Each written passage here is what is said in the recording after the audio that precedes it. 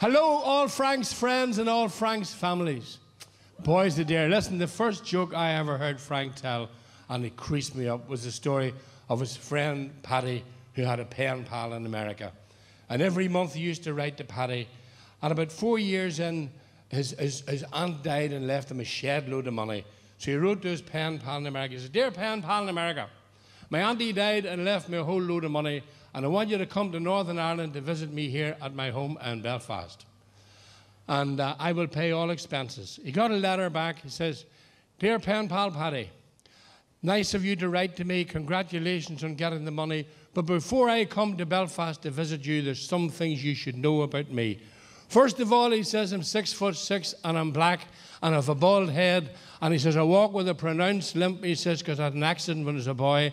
And I lost my left arm in a fight with a crocodile away down in the Everglades in Florida. And I have an 8-inch scar down my face."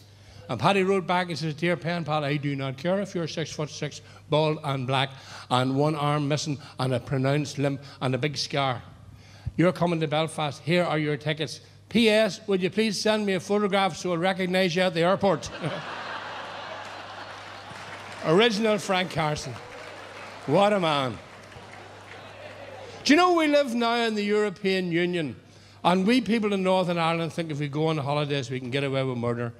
Herself and I went on a wee holiday to Spain a few months ago, and about 3 weeks after we came home, we hired a car when we were there, and we arrived home, and one morning about 6:15 the door knocked, and here's this boy standing with an envelope that had to be signed for, you know, one of those awful ones, and it said on it, "Policia España," Spanish PSNI. So I opened it up, you see, and it said that I'd been clocked doing 150 kilometres in an 80-kilometre zone. There was a fine of €150. They had photographic evidence. Now, if you've ever seen one of those photographic evidence photographs, it's 2 wee red dots. It could be anybody. So what does a Northern Ireland man do? Bin it. 3 weeks later, one morning, 6:15, knock on the door again, and there's your man back again. Same envelope, same photograph, same fine, €150. But this time, he had a photograph of a big ignorant Spanish policeman with a Rottweiler on that side, an Alsatian on that side, a gun, a truncheon, and a pair of handcuffs. And he written underneath the photograph, "I'm a-coming to get you." So I hoked about our kitchen and I found an old Polaroid camera that I'd got in Gordon's chemist about 5 years before it. And I run upstairs to the wife and says, Morning, waking up." Well, she shut up in bed.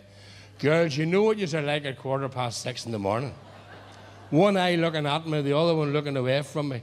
Face on her like a bulldog chewing a wasp. And the hair sitting up like an explosion in a mattress factory. So I took a photograph of her.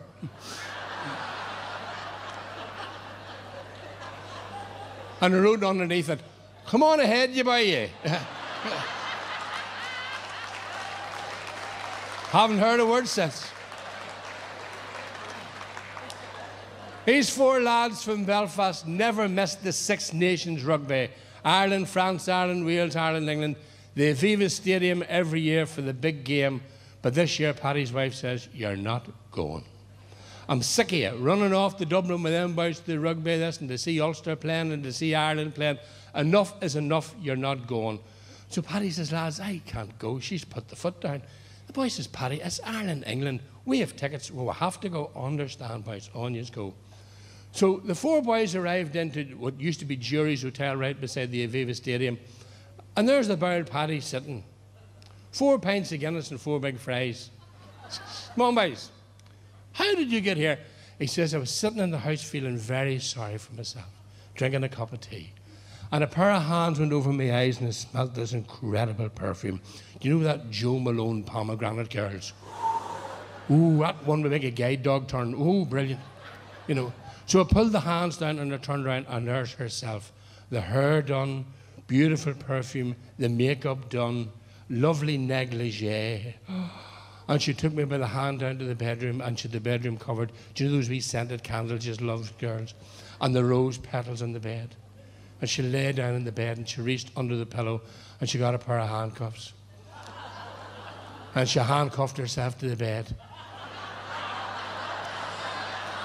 And she says, "Right, Paddy, do whatever you want."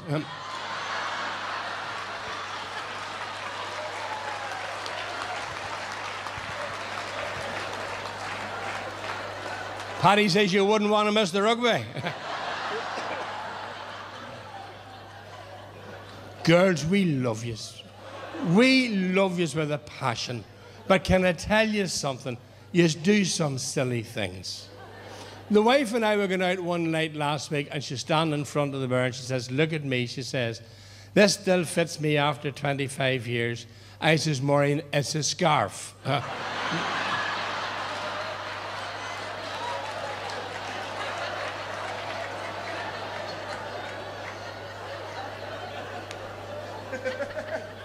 There was a school reunion took place in our town a few months ago, and this fella and the wife went to the school reunion, and they were sitting there, and there was this blonde sitting in the corner, and obviously she'd been on the drink, and she was talking like a washing machine. And the wife hit the husband in the dick and says, do you know your woman over there? Know her? Huh? 35 years ago, she was my first girlfriend, and we fell out, and she went on the drink. And the story has it that from that day to this, she's never been sober since. And the wife says, isn't it powerful how somebody can celebrate for that length of time? Have a great night with the Carson family. Bye-bye. God bless you, Frank. Bye-bye.